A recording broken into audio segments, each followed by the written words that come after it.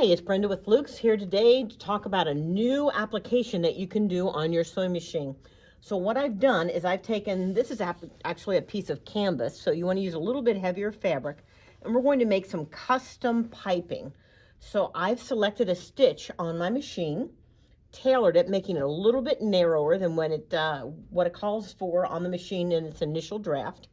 And I'm going to use my laser and stitch this down the fabric. So this is the first step to making custom piping.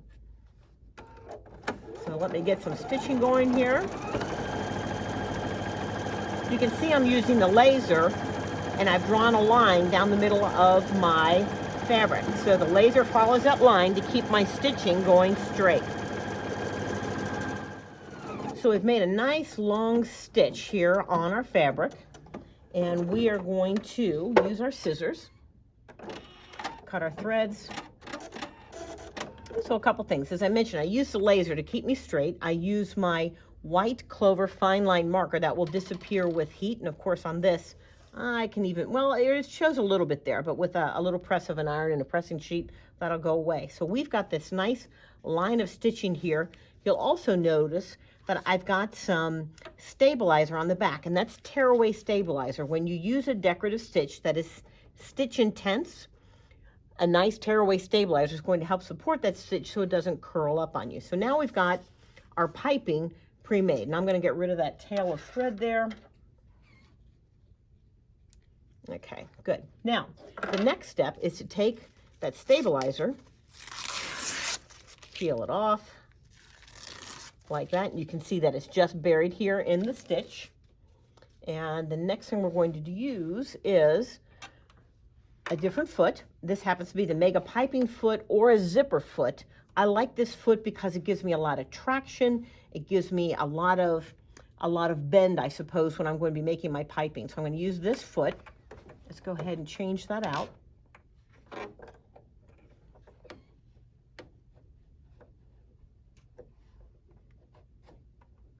There we go. Okay. Put my thread behind there. All right.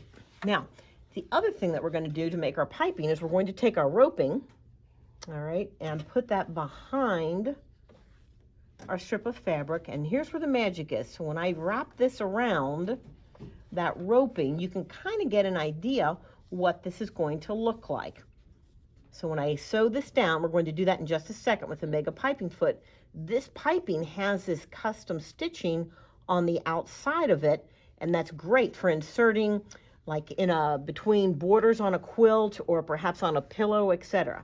So to make this binding, we're going to take this, slide it here underneath the foot. I'm going to put the foot down, snuggle it right next to the stitching and the roping, and I am going to take my needle and send it all the way over to the left.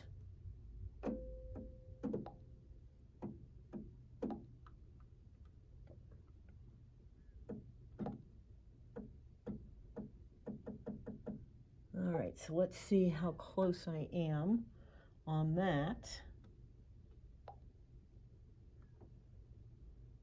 Oh, that's too far. All right, let's see. Yep, I still need it a little bit further.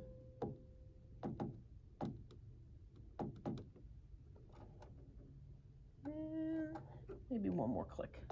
Okay. All right, so at this point, I can then take my piping and I am going to carefully sew down here and make sure I've got that rope positioned underneath the fabric.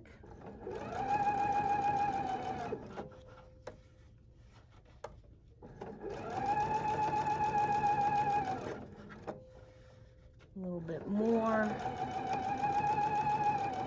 All right, gonna hit my scissors.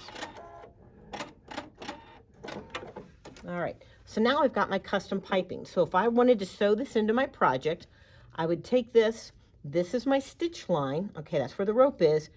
I would cut this and give myself maybe a healthy 1/4 inch beyond that. I don't want this full thickness here, but I would cut that off, slip this in between the 2 layers of fabric, making my pillow, and then this is my custom piping, which is kind of neat. And of course you can make that piping in any color and use any of your decorative stitches to put that on the edge of that roping.